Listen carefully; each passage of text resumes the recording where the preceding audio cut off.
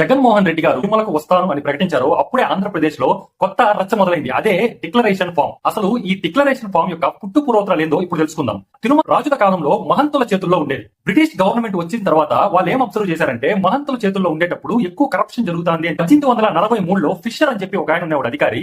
ఆ అధికారి తిరుమలని British government under లోకి తీసుకొని వచ్చారు. కానీ ఈ అన్య మతస్థులందరూ గుడిలో జాబ్స్ చేసేవాళ్ళు అంటూ మతపరమైన గొడవలు చాలా జరిగేవి. బ్రిటిష్ వాళ్ళు 1933లో తిరుమల తిరుపతి దేవస్థానం అని సపరేట్ బోర్డు ఒకటి పెట్టేశారు. ఒక ఈఓ ట్రస్టీ మెంబర్స్ ఉండేటట్టు అండ్ ఇది ఇండిపెండెంట్ బాడీగా ఉండాలని చెప్పి ప్రకటించారు. అండ్ అందులో 42 రూల్స్ పెట్టారు. 1990లో అప్పటి ఆంధ్రప్రదేశ్ గవర్నమెంట్ ఒక జీవో తెచ్చింది. ఆ జీవో నెంబర్ 311. ఈ జీవోలో నియమతస్తులు తిరుమల దేవస్థానానికి వచ్చేటప్పుడు ఖచ్చితంగా సైన్ అయితే చెయ్యాలి ఒక ఫామ్ మీద అని. అది అంత కంపల్సరీగా నడవలేదు. కానీ 2012లో it should be mandatory to sign అనే డిక్లరేషన్ ఫామ్ అని చెప్పి ఒక రూల్ అయితే తెచ్చేసింది గవర్నమెంట్. నీ మనసులో ఏదైనా కల్మషం ఉందా లేదా అనేది మాత్రమే ఆ దేవుడు గమనిస్తారు. కానీ ఈ సిగ్నేచరే దేవుడి నమ్మకాన్ని నిరూపిస్తుంది అని చెప్పైతే నేనైతే నమ్మను.